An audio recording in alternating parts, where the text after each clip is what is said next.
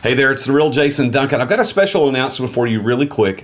I am hosting the Exit Lifestyle Conference in Nashville, Tennessee, February 3rd, 4th, and 5th, 2022. You don't want to miss it. Go to theexitlifestyle.com to learn more. You could read every book in the universe about life and success and growth, and it won't change your life. But what will change your life is putting that principle into action. And so my invitation to you right now is to, one, identify that one thing that you're hearing for you, and two, ask yourself, how can I attach this to action and bring it into my reality in the next 24 hours? Like, what are you committed to doing about what you have learned? Take that insight, attach it to action, commit to doing it, and go do it. I love that. And what's really interesting is that if you go back, if I could do a montage of all the answers to that question, because I asked that of everybody, so many people are saying the same kind of thing. Take action. You got to go do this. Quit thinking about it. Go do it. The magic, as you use the term, the magic is in the action. It's in the activity. It's the doing of the thing.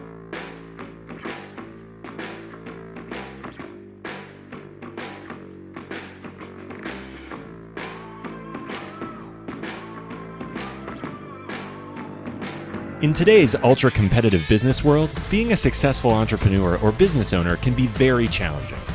Fortunately, contemporary times have blessed us with resources for tackling those challenges and getting us to success more quickly than we could have imagined. Welcome to The Root of All Success with the real Jason Duncan, a podcast that explores how the world's most powerful entrepreneurs grow incredible companies. This podcast looks at the 5 keys to unlocking success as an entrepreneur. A successful educator turned entrepreneur, Jason's mission is to use his gifts of teaching and leadership to help others get the results they want out of life. Join Jason every week and learn the keys to grow a truly successful business. Welcome back to another episode of The Root of All Success. I'm the real Jason Duncan. Thank you for being here. It's always an honor to be able to talk to you. And I want to do a shout out. I've got a lot of friends and family members who occasionally come up to me and say, hey, Jason, I absolutely listen to your show every time it comes out.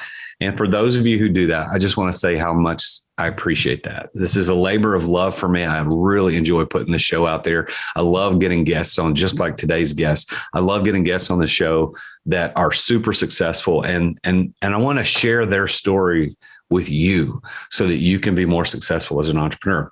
I want to say a big thanks to the C-Suite Radio Network and the TV network for having us syndicated. So we've gone every podcast player thanks to the C-Suite Network. And we are just recently putting out episodes on the C-Suite TV network. So you can watch me on YouTube at youtube.com/TheRealJasonDuncan. And we're now on C-Suite TV. So we'll be giving you more information in the coming weeks about how to access C-Suite TV, but that's C-Suite, S-U-I-T-E TV. You can go take a look at us there. Well, let me introduce today's guest. So today's guest is Katie Richardson. She's the founder and CEO of a company called Puj. That's P-U-J. And I met her. She and I spoke at a conference together back in September of 2021. And I had never met her before, not heard of her. And I was blown away by meeting her and hearing her speak on stage, hearing her story. And I was so excited to get to meet her. I said, hey, Katie, I would really love for you to come on the show. And she agreed. And I'm happy to have her on the show today. But let me tell you a little bit about her. Her mission is to help entrepreneurs step into their calling, to find their voice and to bring their magic. And you'll hear us talk about that word magic on the show a little bit today. Her brand, Puj, is a worldwide sensation, reaching over 2,000 stores in the U.S. and distribution in 26 different countries. With a sketch and a giant leap of faith, Katie transformed an industry and became a globally recognized designer and an entrepreneur. And she's been featured on shows. I'll talk about this a little bit in the show today, but Ellen DeGeneres Show, Rachael Ray Show, Today Show, and she was even on the cover of Entrepreneur Magazine. Her story is one of grit and determination and passion. You'll hear about how she met that one person that changed her life by accident in a store, just a little boutique store, and how that changed her life forever. She calls herself an accidental entrepreneur. I didn't know that until I recorded the show with her. And I too call myself an accidental entrepreneur. So I want you to enjoy this show today as we talk with the one and only Katie Richardson. Welcome, Katie Richardson, to the show. I am so glad that you're here. It was such a cool thing to meet you not too long ago, and now you're on the show. So thank you for being here. The real Jason Duncan. I am honored to be here, excited to share with your audience today. Well, it was really cool to meet you. I know that when we spoke we both spoke at the same event back in Colorado, back in, I think it was September of 2021. And so one of the things I did before going to the event is I reached out to all the speakers that were on the docket, which was one was you. You and I had never met. I honestly hadn't heard of you. I didn't know anything about your company. But I reached out to you and I remembered your hair. You have such cool hair. I just remember the curls. So when I saw you in person, I'm like, hey, you're one of the speakers, because we didn't really know each other when we got there. And we had that first night sitting at that 10 top dinner together, got to talk about it. And then, holy crap, you got on stage and absolutely killed it. So you did a fantastic job. So I'm honored that we're sitting here together doing the show today. Jason, I thought the same of you. Like, you're such a master on stage. It was awesome to watch you perform. Well, thank you. I enjoy it a lot. And of course, I had lots of experience doing that. 13 years in ministry and then 4 years in the school system as a teacher. Gives you the ability to stand on stage. You may not be very good, but at least you can stand up there and act like it. Hey. Well, let me ask you this. So you've been on the cover of Entrepreneur Magazine. You've been on the Today Show. You've been on Rachael Ray Show, the Ellen DeGeneres Show. That takes some pretty big success and a great story to end up on to be featured like that. So why don't we go back? We'll get there, I'm sure. But Katie, tell me, what was your first foray into the whole entrepreneur game? What was your first thing that you did entrepreneurial, even as a kid, but like, what was your first thing? So I am not your typical entrepreneur. And the article that was written about me in Entrepreneur Magazine is called The Accidental Entrepreneur. And in some ways I was kind of pushed into it because I like making things. I like problem solving. I'm an innovator and a product designer, and I was really successful at it in school. I received a scholarship from General Motors. I won national design awards. And at the same time, I never envisioned myself being a professional woman. I had always wanted to be a mother. And so I got a degree. I did very well in school. And then once school was over, I was like, okay, I guess I'm done. And lo and behold, God had other plans for me. And the way that I got into entrepreneurship is I was just shopping in a store, and the store owner attacked me. And she said, where did you get all this stuff? And I had my 2-year-old and my newborn in a baby carrier that I had made. And I was really unsure of myself at that time, Jason. I had done well in school, but then I never really worked professionally. And I did a few odd jobs here and there. But when she attacked me, I was really unsure of myself. And I didn't want to assume she was talking about all the things that I had made. And she specifically pointed it out. I had made some baby shoes and a baby carrier. And so she was like, these, and she points them all out. I said, oh, you like those? I made them. And she was like, you made these. These are hot. I go to all the trade shows. These are hot. I want you to make them for my store. And all these walls came up. I was like, are you kidding me? Can't you see I have my hands full? I've got a newborn. I have a toddler. Like, I don't have time to make this for you. Like, I was really pushing back on her. And she said something that, Jason, that totally changed my life. She grabbed me by the shoulders, looked me square in the eyes, and she said, look, I understand that you have your hands full and you're really busy right now. But in 5 years, these kids are going to be in school full time, and you will look back and you will wish that you had done something about it. And as a woman of faith, a woman of God, I like that word talents really rang true to me. And I was like, okay, I know God's not okay with that. And I'd never been able to square being a professional woman, an entrepreneur, and being a mother in my mind, and a righteous woman. Like, the three just didn't go together in my mind at that time. Well, so how old were your kids? How old and how many kids do you have when you were walking through the store that day? How old were the kids? They were like 2.5 and then 7 or 8 months. So you had 2 kids walking through a department store, just wearing stuff that you'd made, have this stuff, and this complete stranger what's her first name? Her name's Meryl. Meryl. So Meryl walks up to you. Meryl says, "Hey, what's this stuff?" Yep. And little did you know that conversation was going to change your life, because you weren't really interested in entrepreneurship. It sounds like you were just a designer who really just had a passion for making cool stuff for yourself, right? Yeah. I mean, I was trying to make it through the day, honestly, Jason, like two young boys who just wanted to wrestle all day and just play. And I was just trying to keep up with them. So the idea of having a business, that was just like the furthest thing from my mind. So what happened after that conversation with Meryl? Did you guys stay in touch? We did. She became my first customer.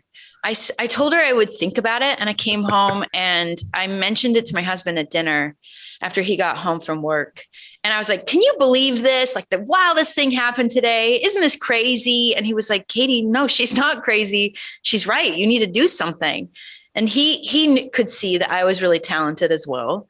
And I again, like, gave him all of my excuses. And he was like, look, we'll figure it out. And no, you're not going to sew them. We'll find somebody else to sew these things. And he just was really optimistic. And my husband is very entrepreneurial minded. He was from a really early age.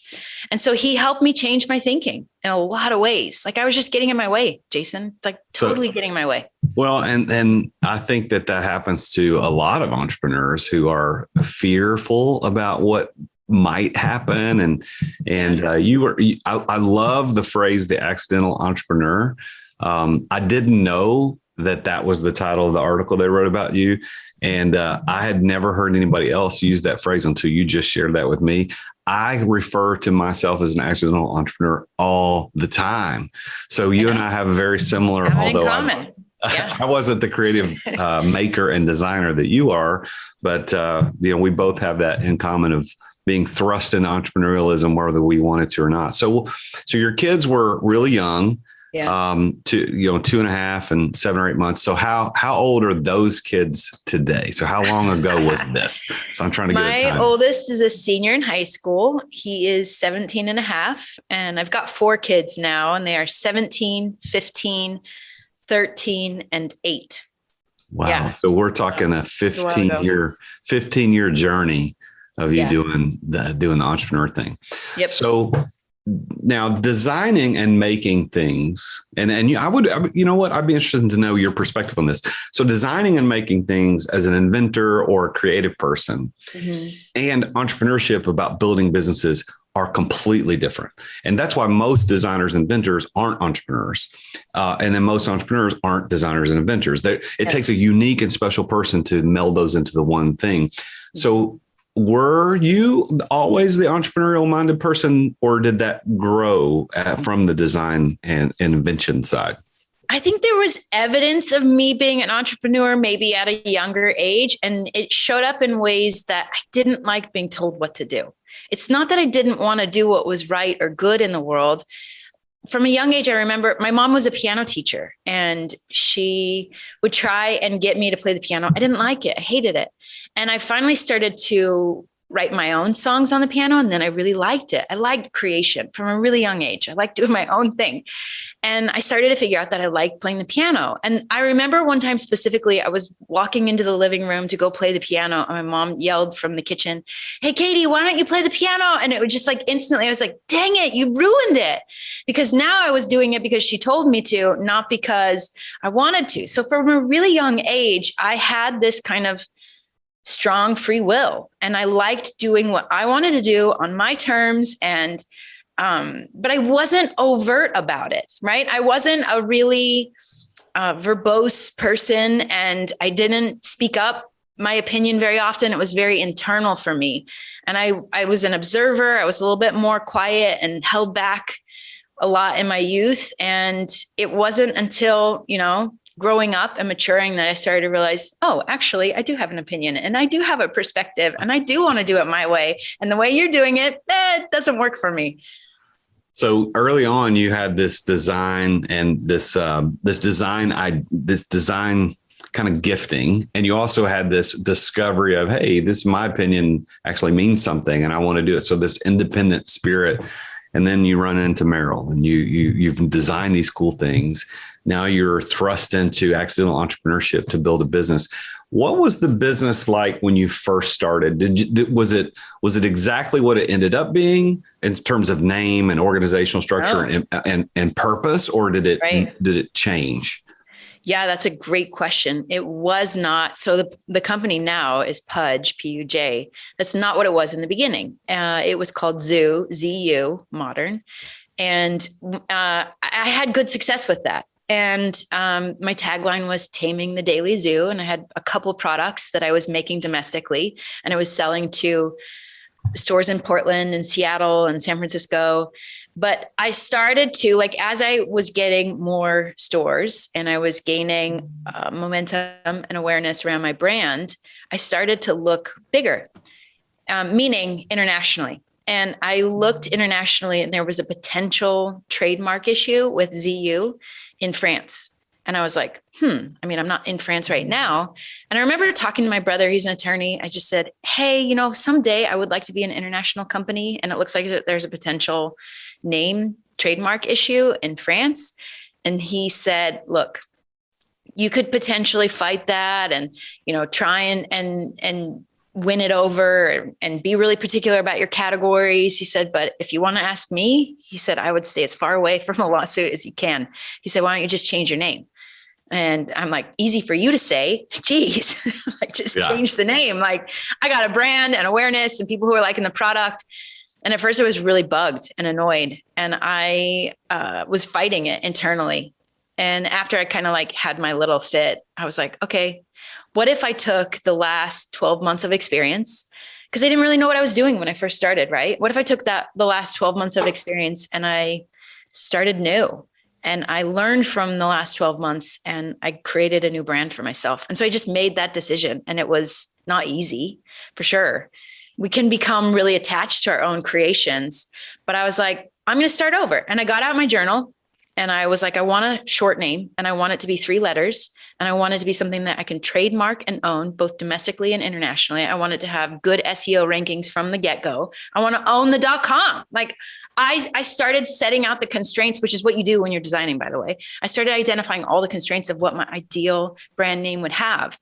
And then I just started writing out all the potential names. And Pudge is often a name used. It's like a term of endearment for a chubby, happy baby. And I liked it. My mother had a friend who at a really young age was called Pudge. And then even as a grandmother, they still called her Pudge. And I was like, I really like this name. I like how cute and friendly it is. And I like that it's about the baby and not the products. And so I made the switch, and it has been one of the best decisions ever. How deep were you into? So how deep were you into you'd started a company, and now you're rebranding the company? How many years from start to rebrand? So I moved quickly. So, I had been using that other brand name for about a year, maybe 18 months, but I had been doing low production. So it's not like I had tooling in Asia with this brand. I had been working with domestic manufacturers, and I was kind of being really clever about it. The tags that had my name were screen printed on a ribbon. So there wasn't a huge investment when it came to the brand, but there's an effort to make those changes. And I just made the decision. I bought the .com. I trademarked it, and even started to look internationally at it. What year? We were in 25 stores, I think. So what year was that? 2008. Okay. Wow. So 2009. Yeah. So you got started in 2006, 2007 as an official company with your design, selling your designs. You rebranded to Pudge in 2008, 2009. And so you continued to develop products, but you had one product that seemed, at least from my outside looking in, hearing your story, one product that really kind of took the market by storm. It was like, this is the one that everybody wanted to talk about. Do you want to talk a little bit about how that came to light? Yeah. I love talking about physical products. So when I got started, I was using a cut and sew product. It was a baby carrier that was a piece of fabric that I purchased the fabric wholesale. I shipped it to somebody who washed it because I needed it pre-shrunk. And then he shipped it to someone who cut and sew the product. And if anybody knows anything about products and manufacturing, there's not any tooling required. Like usually you're spending tens or even hundreds of thousands of dollars to invest in a tool to manufacture your products. This could be done at really low production costs and low overhead to me. And so that allowed me to get started. But the thing about that product was it was unique. I mean, everything I make is unique, but it wasn't a game changer. And it was a Christmas break that my husband and I said, hey, over the next 2 weeks, why don't you and I design something that will allow him to quit his job and us to work together, and a brand, a product, a company that can become our full-time gig, and we can do it together. And so that's what we did. Over Christmas break, we started drawing, we started sketching, and came up with an idea on paper of a concept that was an infant bathtub that hangs and stores flat and folds into a little bucket seat that fits into your bathroom sink. And it solved the storage issues, and the materials that we were going to use solved like mold and mildew issues. It was easy to set up. It was comfortable and cradled the baby, so the baby wasn't going to cry. Like, we seriously wrote all of the pain points that we personally had as parents around bath time. And we said, let's just make a product that solves all of these problems. And that's what we did. I mean, we're really good designers. So the origin of that idea, was that yours or his, or was it a combination, or what? It was definitely a combination. Yeah. And we worked together on paper. That's great. And that product, that's the one that where you started getting noticed by magazines and television shows. And they were like, hey, who is this? Who's the designer behind this really cool bathtub thing for kids or for infants? And they found out that it was you. It's Katie. It's Katie Richardson. We're Ben too, but right. But it's Katie Richardson, and it's Pudge and this company. And now you're on the national and international scene. Yeah. And it ended up being exactly what I described. It was a total game changer, and it exploded, Jason. And I took it to a trade show in 2010. I was pregnant with my third. I showed it to store buyers at Target and Costco and Nordstrom, and everyone was really curious about it, but nobody placed an order. It was devastating. I came home feeling like a total failure. I was embarrassed to talk to my family about it. I didn't even want to talk to my husband about it because it was that painful and embarrassing. I mean, we'd worked for 2+ years to develop it, and we were already paying attorneys to get it trademarked. Nobody placed an order. So I come home from the trade show, and I felt like a complete and total failure as a designer, as a provider, as a mother, just as a human being. I felt like a total failure. He listens to me give him the play-by-play of the show. And I told him how they were asking me questions like, what are your wholesale price? What's your retail price? What does the retail package look like? What are your lead times? What are your case pack minimums? And do you carry insurance for this? And I honestly was way out of my league, Jason. I had been an entrepreneur for a couple of years at that point, but I'd been working with small stores. I hadn't talked to big store buyers. I was making stuff domestically. And honestly, what they were looking at was a really good prototype that I'd made on my kitchen table. And I didn't have the answers to all of those questions. So as I shared that with him, he was like, they didn't actually mean to say no.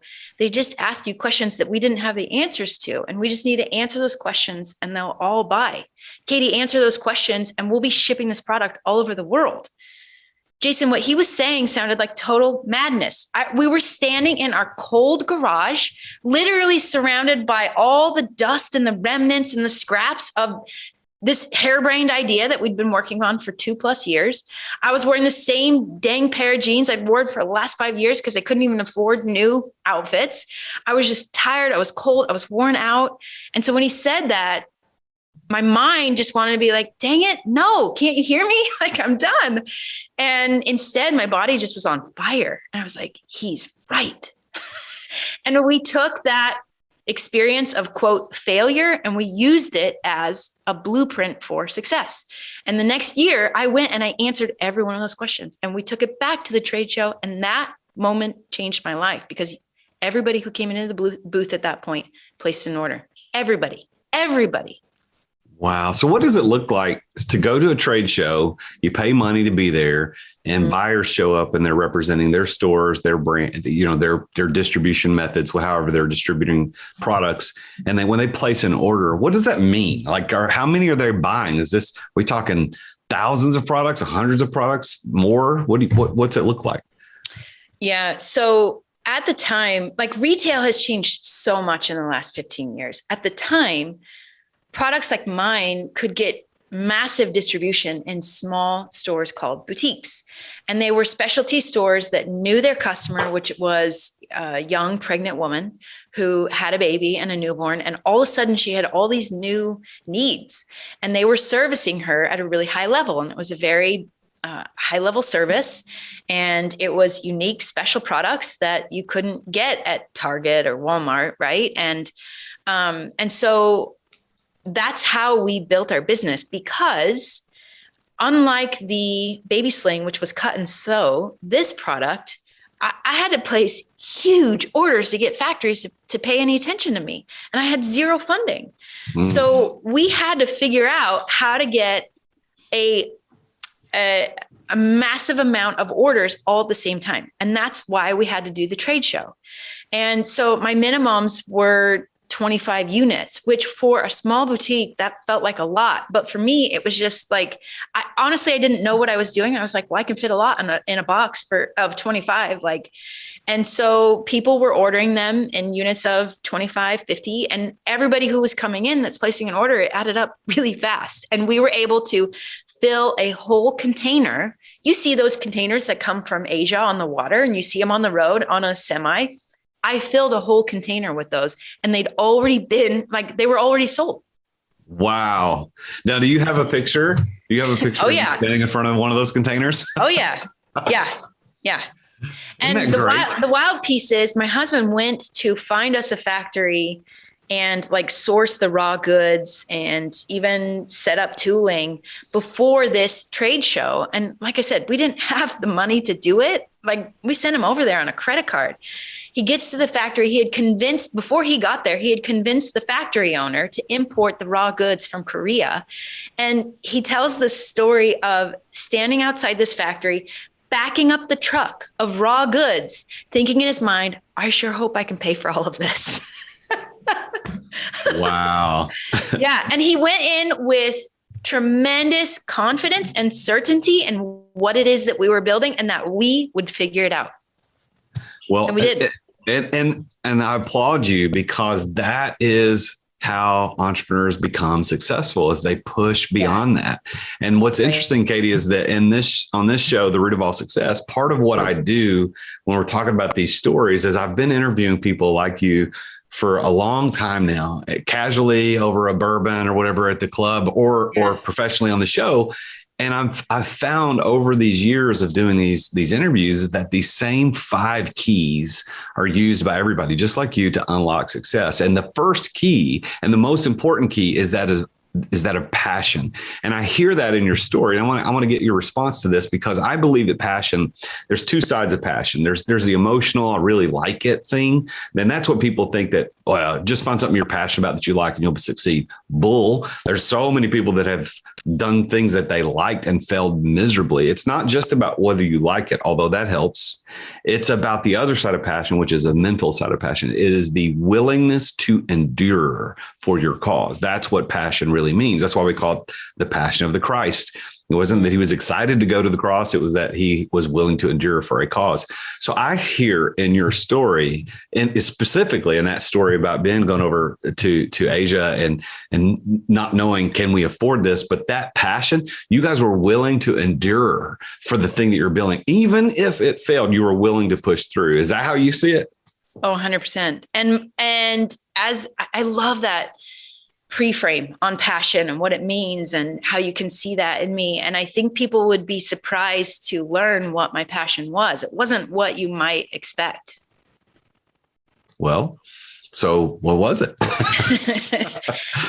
So in those early days when I was selling locally to small boutiques and I was doing the cut and sew product before we had the tub, and I was in that internal conflict between me and what it meant to be a righteous woman and a mother and present with my husband, as I was in that internal wrestle, my fear was going down this road of entrepreneurship and destroying what was most important to me. I'd seen too much evidence of people being entrepreneurs, business owners, and being so distracted by their business that it ended up destroying their marriage. They didn't have a relationship with their kids. They lost their health. I'd seen too much evidence of that. And I was terrified by that. And so I was looking for proof that this was possible, that I could be a righteous woman, a present and loving and committed wife, an incredible entrepreneur, and pursue the gifts and talents that God had given me. And I was looking for proof and evidence of that.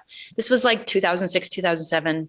The internet was still very young and Facebook didn't exist. Like social media wasn't around. At least it was for weird high school kids, but you didn't see professionals. So I'm like reading books from the library. I'm looking for proof that it's possible. And specifically, I'm even looking for a woman who's done it. And it's not to say she didn't exist. I just couldn't find her. I couldn't find her. And yet at the same time, I couldn't put it down. I couldn't put down entrepreneurship. And so I'm in this wrestle and I'm asking God, I'm praying, I'm looking for answers. And one day I had a new thought. And I really feel like sometimes we can have these thoughts that are inspired, that come from God. And it was, Katie, you might not see her, the woman that proves that this is possible, but you're a creator. I've taught you creation, you know design. And while you can't find her, you can create her. And in that moment, Jason, like I let go of the rules. I'd been living a life of should and supposed to. I was trying to fit myself into this perfect box that doesn't exist, by the way. And it wasn't working. And in that new thought, it was stop trying to be somebody else and just be who I created you to be. And that became my passion. I was so curious about who God had created me to be, that potential that he had placed inside of me when he created me. Because I believe he was intentional with me. I believe he was intentional when he created you. And I became so curious about this woman that he had created. And I wanted to experience her. And that became my passion. And the business was simply a vehicle to stretch me, to create opportunities, to allow me to use my skills in a way that was making a difference and an impact in the world. And that's what I was curious about. That's what I was passionate about. And that's what I'm still passionate about today. I you know how much I love that. There's so many different levels to that. Number one, I echo your desire and understanding that there are really successful professional entrepreneur women out there, but they're difficult to find. They're like finding you to be on the show. Like I haven't had a ton of women on the show, and it's not because I don't look for them and I don't want them to be on the show, but so I agree that is a hard thing. But here's the other part of that I really, really love. Is that I want the listeners who are listening to this on no matter whatever podcast player they're listening to or watch on YouTube or whatever, listen to what she said. Katie didn't build the business because she was necessarily passionate about the products, although that part is part of it. She built the business for a bigger thing. And I love what you said, Katie, about my passion was to create the woman who was going to be that inspiration for other people. And the vehicle was the business to do that. Mm-hmm. My accidental entrepreneurship, maybe that's a theme of accidental entrepreneurs, but my accidental entrepreneurship was very similar. It's like when I started my first big company, it wasn't that I was passionate about the thing or the company itself, but the company was a vehicle to provide for my family. And I wanted to create the ability to make an income for my family in a way that I couldn't see myself making any other way. I really appreciate that part of your story. Now, the other two keys, like there's 5 keys. The first one was passion. We just talked about that. The next 2 keys are being at the right place at the right time and knowing the right people. And they're all P's, by the way. If you haven't listened to the show, it's passion, place, people. Those are the first 3. Love it. So on place, what store were you in? What store were you walking around in that day when Meryl approached you? Do you remember? Yeah, it was one of those small boutiques that I ended up selling to. And it was called My Nana's Cottage. She was a grandmother who I wish I could find her and interview her, but my guess is she maybe had some regrets in her life. And that's why she woke me up that day. Like, wake up, girl. Like I'm a grandma and I'm living in regret. Like, don't do what I've done. So you've got, so being at the right place at the right time is such an important key to success as entrepreneurs. And it's not about luck. It's not about just being, whoops, I happened to be somewhere that was amazing. It's putting yourself in those places. So yes, that first store, that Nana's Cottage that you were shopping in happened to be an amazing place that catapults you to other, levels of success. But, you went to that trade show, you put yourself in that trade show, you went to the next trade show, you went to this thing, you went to that thing, you put yourself in those places. So I think that's an illustration of place, being in the right place, the right time, and staying at home all the time or staying in your job all the time is not ever going to be the right place. There are other places to go to be successful. The third key of knowing the right people, obviously, we all know now, it's Meryl. Meryl, not the only person, but Meryl was that first catalyst that said, hey, this is amazing. Show me this stuff. I'll buy this stuff. And not only Meryl, but I think Ben has a lot to do with this too, because he was I love how you talk about your husband, because I know my wife, we've been married almost 27 years. She's my best friend. She's everything to me. And I can hear you when you're talking about him, you refer to him kind of the same language that I refer to my wife. So are there any other people besides Meryl and Ben that you could point? Yeah, these people were keys to my success. Yeah. I mean, like I described really early on, I was unsure of myself as a designer. And so I needed a lot of pushing. And I think God knew that. And he just kept putting people in my place in front of me. And there was a global creative director at Nike. We had a mutual friend. We were at a baby shower. I was gifting some of those handmade, sewn on my mom's 1962 Bernina products. And same thing. He pulled me aside. He was like, hey, let's manufacture these things overseas. And I was like, okay, you're a creative director at Nike. And you like my stuff. Interesting. Like maybe I'm kind of good at this stuff. Meryl forced me to go to a trade show. It was a small trade show in Portland that was at a hotel. And I didn't have a booth or anything, but I just had product in a bag that I had made. And then the products were also products that I made. And literally every booth that I walked into, I kept getting attacked, Jason, by women who were like, where'd you get this bag? And what are these cool shoes? And so I just needed a lot of proof and evidence, but those people were there. And when you talk about places and even people, like, as I think about my journey and my experiences, the key places that really helped me go to a next level. And there's always another level, right? There's never any one thing that made the huge difference. It's all of it together. But as I think about all of those places that I went, the trade shows, the stores, the trips to meet sales reps, all of those experiences were so uncomfortable for me. And so being willing to go outside of your comfort zone, because there's no growth in the comfort zone and there's no comfort in the growth zone. And once I started to really realize that, I could talk to myself and talk to my nerves and my anxiety and be like, look, this is uncomfortable. And that's why we're excited about it, because that means something incredible is on the other side of this. And so I started seeking out the discomfort, because I knew that's where the growth was. I knew that's where I knew that's where the opportunities would be. And if there's resistance, can we talk about God here? Like, oh yeah. Like the resistance is there to teach us something. And it's also the adversary trying to stop you from experiencing your growth and your potential, becoming who God created you to be. And so that resistance became a beacon in a sense. And it was like, I was paying attention to what was uncomfortable and anxious for me, because that meant one, the adversary was trying to stop me. And I was like, you're not stopping me. Like, I know what I'm going after. And so I could convince myself to go through those experiences, go to those places for that reason. Well, I love what you said. I don't think I ever heard anybody say it quite the way you did, but there's no growth in the comfort zone, which I think we've heard said before, but then you flipped that. You said there's no comfort in the growth zone. Yes. And you've got to seek out the discomfort. And I think that's one of the keys to success, just generally speaking, is that entrepreneurs who are successful are comfortable with discomfort. They seek it out, not in a sadistic kind of way, but they understand that that's where the beauty is going to happen. And I tell people in my coaching classes all the time, my cohorts I'm running, I'm like, guys, I could teach you this and we could sit and I'm giving you the tools, but the magic is in the action. You've got to go out and do it. It's going to be uncomfortable. It's going to be hard, but you got to go do this, because sitting in a session with me, while fun and entertaining, is not going to be where the growth happens. You've got to get out there and do it. So I love the way you said that. Because information just lives in our head.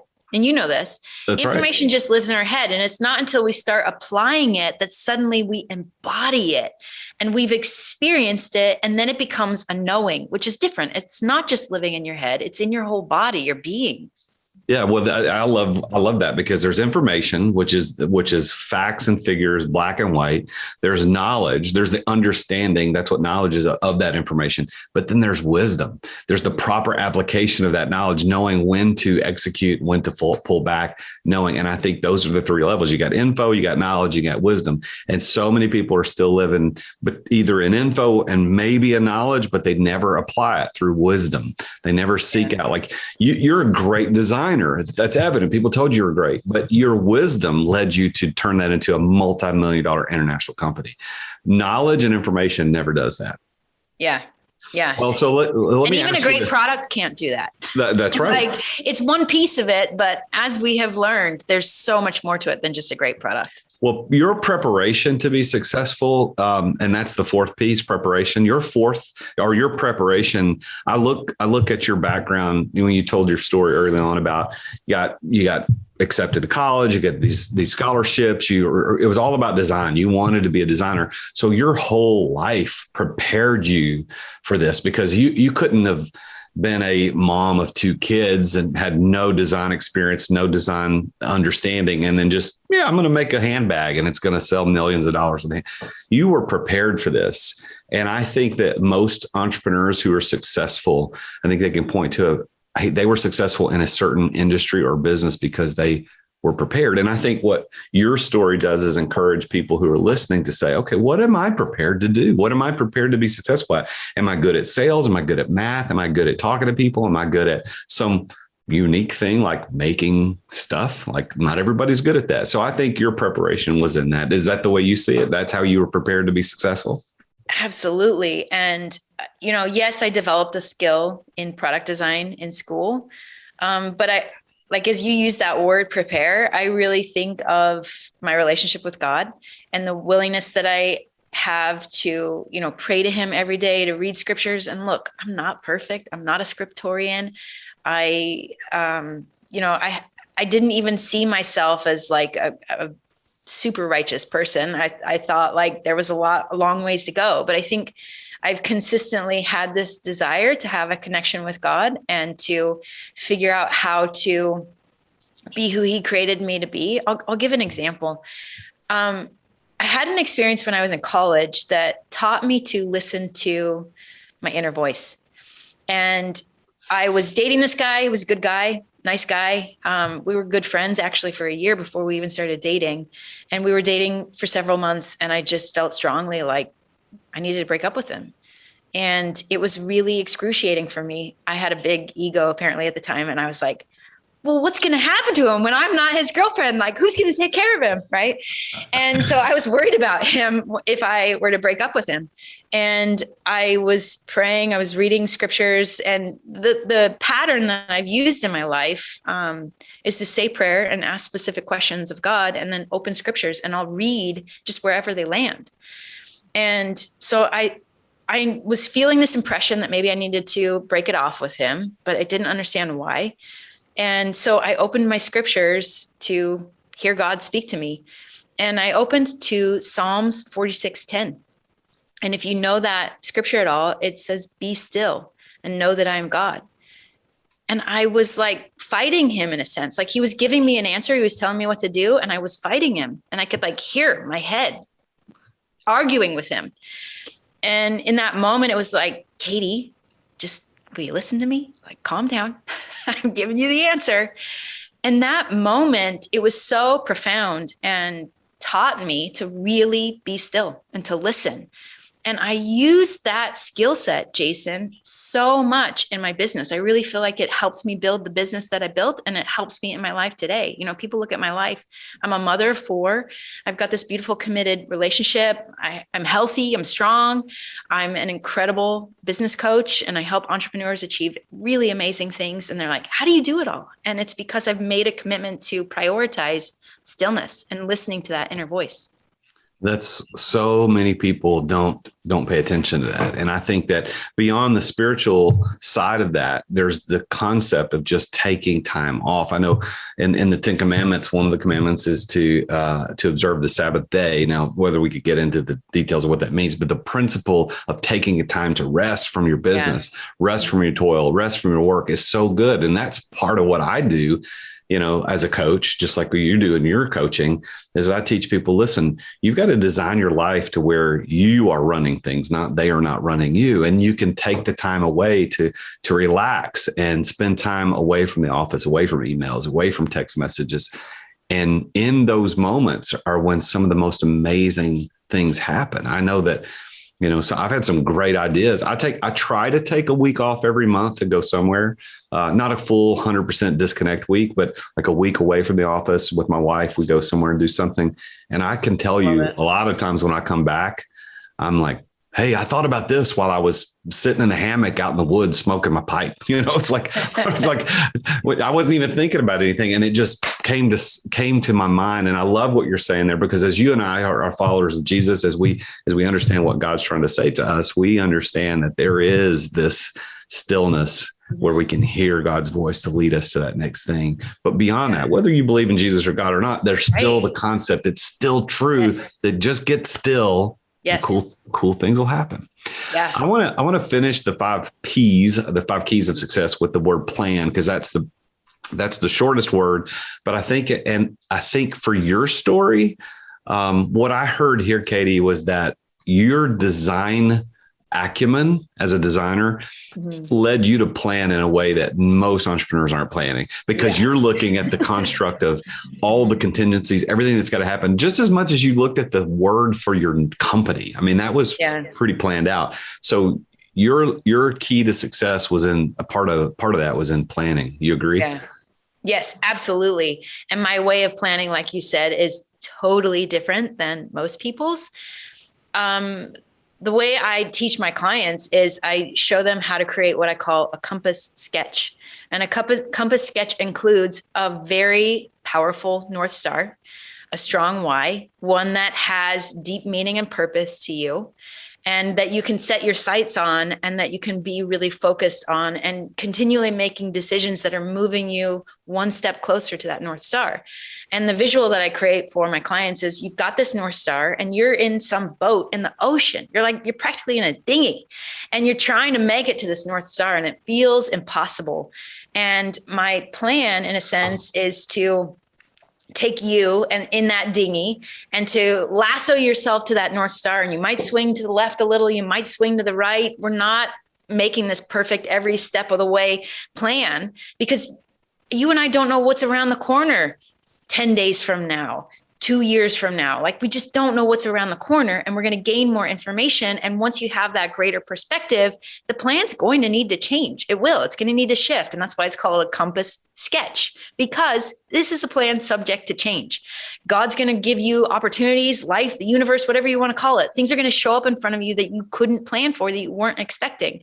And if you aren't open to that happening, you're going to start saying no to some really incredible opportunities and things, because it's not part of the plan, right? So it's important to have a plan, have a North Star, have a direction that you're headed, but be open to new ways showing up that are going to help you get there maybe faster, better, that you weren't expecting. So we have a plan, we have a strategy, we're moving along, and we're open to the possibility that there's going to be better ways that we just can't see right now. There's a lot of wisdom in that. And there's this thing that I teach called the law of separation. I didn't come up with it. It's kind of one of those laws that God put into design when he designed everything. But the law of separation says that we must stay committed to our vision unchangingly, yet these strategies to achieve the vision are going to change innumerable times. Yeah. So when you put your sketch together with your clients, it's like you keep that North Star. This is the vision, this is where we're aiming. The vision's going to stay consistent. You don't want to be wishy-washy in the vision, but your strategy is to get there. Just like when you started Zoo and then it went to Pudge, it was still the same vision, but new strategies to achieve success. So I got to ask this question. This is the root of all success. So how does Katie Richardson define that word? What does success in your word, what does that mean? There's a couple elements of this for me. Success, first and foremost, is inner peace. Like when you're sitting alone and the TV's not on and your phone's not out and there's not even a book that you're reading, and maybe you're even having to wait and it's just you and your head and your thoughts. Are you in a place of peace? Are you happy? Are you comfortable within your life? My clients know that, like, every time they call me and we have a call and they ask how I'm doing, I tell them I'm doing amazing. And it's true. Like, I love being Katie Richardson. And to me, that is success. I don't want to be somebody else. I want to be me. And more, I seek to be the greatest version of myself and to continue to grow and expand. But for me, like, that is success. And beyond that, it's being me with my kids and being able to be present with my kids. It means going on weekly dates with my husband and like having that open communication and that deep conversation and that strong relationship and that desire to continue to move towards our North Star. It means having a strong and committed relationship with God and continuing to explore new ideas and ways that I can strengthen that relationship and not just get lost in routine, but really hearing him more and more in my life. It means being healthy and strong and serving and helping other people. That's why I love doing what I'm doing right now, coaching, is I get to see people take their gifts and their talents and really thrive. And so one of the things I do is help people bring their magic into the world. And what is magic? Well, it's not just some invisible, nebulous thing. The way I describe magic is it's your skill that you have honed, that you have chosen to develop, right? There's that choice to pursue this thing combined with your calling from God, your calling from the universe, however you want to view it. But it's more than just the skill and the ability, right? It's more than just being good at something. It's purposeful, it's meaningful. And when you pursue that, your life becomes fulfilling. And that to me is success. And with that as a definition, do you consider yourself a successful person? 100%. Intentionally. Like, I have created that success in my life. And if we had another hour, I could tell you all of the other, we've heard a lot of the highlight reel of Katie Richardson. I have the not so highlight reel, and I have the excruciating stories of failure, of frustration, of, falling flat on my face, of losing funding, of, running out of money, of having doors closed in my face, of, launching things that didn't succeed. And it's being willing and committed to continue to keep going and pursuing that greater version of yourself. Yeah, that to me is success. You're such an inspiration. And I really, even from the first time we met and had that dinner, sitting at that dinner table together in Denver, when we did, I just, there's a spark in your eyes. There's something in your voice that I think is infectious. People like it.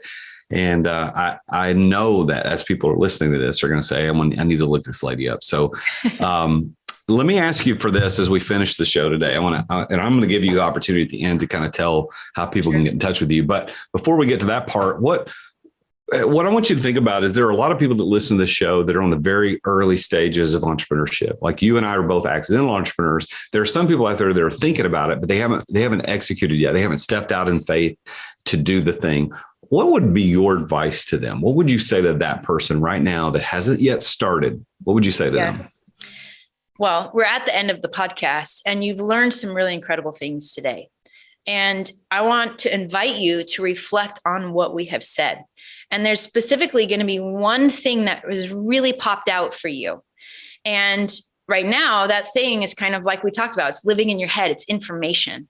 And insight alone will not transform your reality. It just simply will not. You could read every book in the universe about life and success and growth, and it won't change your life. But what will change your life is putting that principle into action. And so my invitation to you right now is to, one, identify that one thing that you're hearing for you, and two, ask yourself, how can I attach this to action and bring it into my reality in the next 24 hours? Like, what are you committed to doing about what you have learned? Take that insight, attach it to action, commit to doing it, and go do it.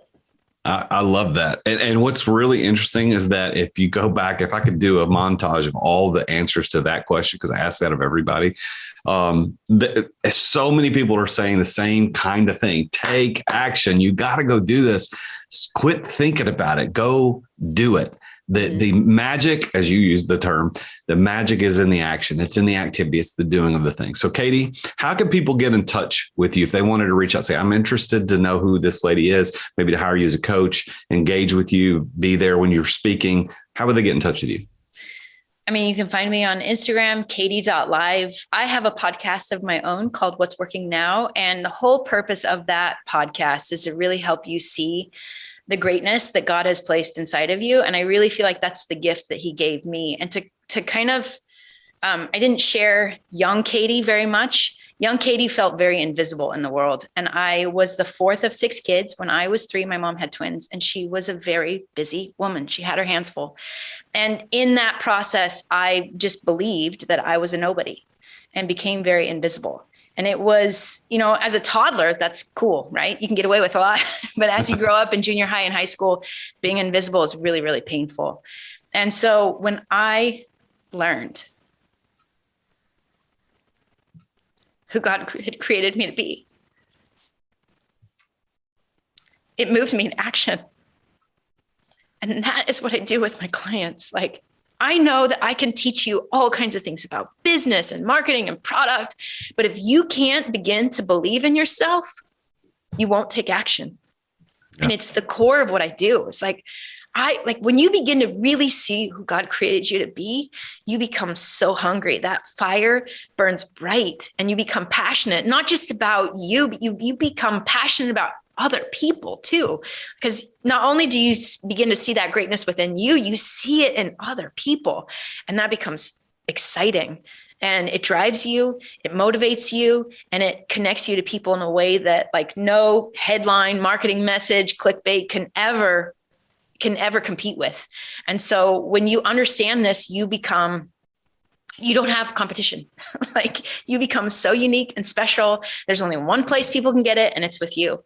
And that's your opportunity. So this is what I teach people, combined with the really incredible strategies and formulas for business.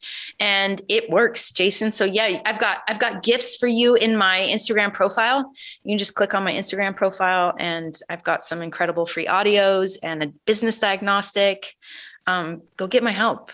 All right. So go find Katie Richardson. Find Katie Richardson at Katie, KATIE.live, LIVE on Instagram. And also you can go look up her podcast, What's Working Now. I was actually a guest on her show not too long ago. And I think that you'll find some really interesting guests and interesting information on her show. And you can definitely hear in her voice about what she's trying to accomplish with helping people just like you as an entrepreneur to get to that next level of success. So Katie, I want to say again, how honored I am to have you on the show. I'm glad that we now know each other. Our universes have collided, and we now are going to, I hope, continue to do some work together and events and that type of thing in the future. But thank you for being here on the show today. It means a lot that you're here. Thank you so much. Jason, you're very welcome. It's been an honor. Thank you for giving me a chance to share my story. Well, there you have it. Another story of an amazingly successful entrepreneur, especially having a woman on the show. I love it when I find very successful entrepreneurs like Katie to be on the show. But you heard in her story, the things that she was talking about in her 5 keys of success. We talked about her passion, and we talked about being in the right place at the right time and knowing the right people. And those are certainly things that are true in everybody's story, and her preparation, which got her to the place where she was able to be successful, and her plan. So I want you to think about what it is that you could do. What preparation do you have? Are you working in the middle of your passion? Are you putting yourself in the right place? Are you going out there meeting people? What are you doing to be successful? Because just like what Katie said, and we talked about on the show, it's not just the information. It's just not just the knowledge. It's about wisdom, which is the right application of those things. So are you applying it? Are you ready to take action? Here's one of the things I want to offer to you. I have something on my membership on my website at therealjasonduncan.com. You can go there and look up services. And I have a membership called The Successful Entrepreneur. And what it is, it's a monthly membership it's only $55 a month. And what you get access to is you get 3 to 4 live trainings with me and other experts like Katie that we're actually going to sit down and teach you and coach you through Zoom, through live sessions where you'll see how to be more successful as an entrepreneur. So it's this elite online training program for today's and tomorrow's successful entrepreneurs. So for instance, I do an Ask Jason live Q&A. I do an hour-long Q&A. So it's like getting your own business coach with me once a month. I also do a couple of success lectures every month where I go deep into a singular topic. And then I also do an Entrepreneur Master Series. I do that once a month where I bring in an entrepreneur from outside and I tap into his or her unique excellence and skills and whatever thing that they do and give you some tactical information about how to use that to be better as an entrepreneur. So if you'll go to therealjasonduncan.com/TSE, which stands for The Successful Entrepreneur, you can sign up now. It's only $55 a month and you get access to some amazing world-class entrepreneurial training. Well, there you have it. I'm the real Jason Duncan. That was the root of all success for this episode. Tune in next week when I talk again with another amazingly successful entrepreneur about his or her journey to success. Until then, remember, Jesus is King. Thank you for listening to another edition of The Root of All Success with the real Jason Duncan. If you've enjoyed this week's episode, we invite you to visit therootofallsuccess.com to access the show notes and other helpful resources. Take charge of your business. Grow it from great to incredible. Join us again next time here on The Root of All Success. This podcast is a part of the C-Suite Radio Network. For more top business podcasts, visit c-suiteradio.com.